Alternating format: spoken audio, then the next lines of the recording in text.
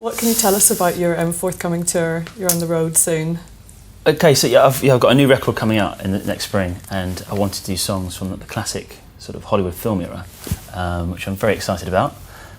Songs like from Guys and Dolls, some Enchanted Evening from South Pacifics, The Way You Look Tonight from Springtime. So it's basically a collection of songs from the era.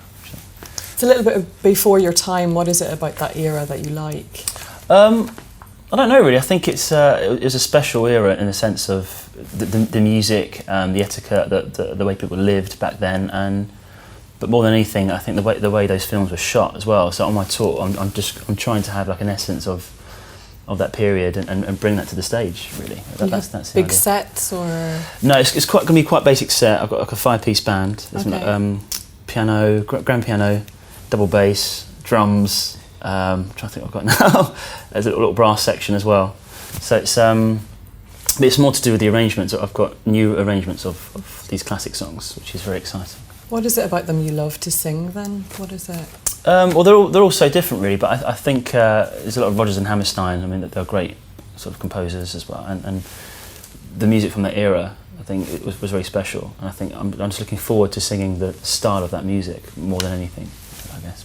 Is it a personal era for you? Is it something you enjoyed doing as a child, or did you watch those big movies? I did, yeah. I can remember.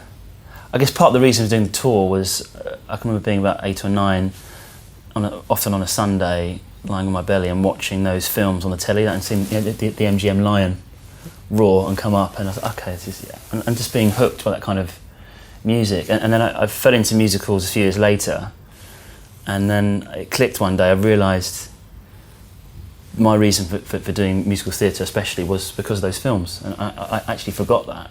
Yeah. So it's nice to revisit that era and those songs and to do a whole tour of that music, which is amazing. Is this something you wanted to do when you were that age? Did that seed grow then? Not really. I wanted to be a footballer. Oh. I was terrible. I was terrible at football, yeah. So I liked a lot of sport when I was younger. I didn't start until I was about 16, 17. There's a school production of Grease. It was like 200 in the cast, and I was cast as Danny when I was 15. That was my first sort of musical. Did a couple of amateur shows, and then trained and did a lot of shows in the chorus before the Technicolor Dreamcoat happened. We understand your Casualty co-star Amanda is joining you. How did that come about? Do you guys sing on set, or Henders, is there time? Yeah. Amanda Henders.